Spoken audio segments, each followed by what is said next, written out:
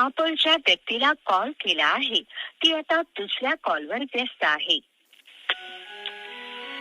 Hello, कुणाला बोलत होती ग? काय रे तुझी कटकट?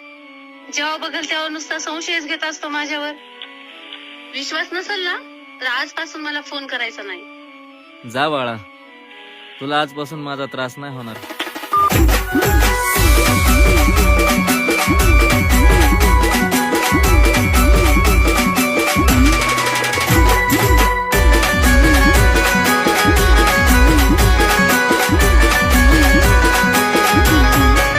प्रेम भरलं ग तुझं आता मन भरलं ग तुझं. प्रेम भरलं ग तुझं आता मन भरलं ग तुझं.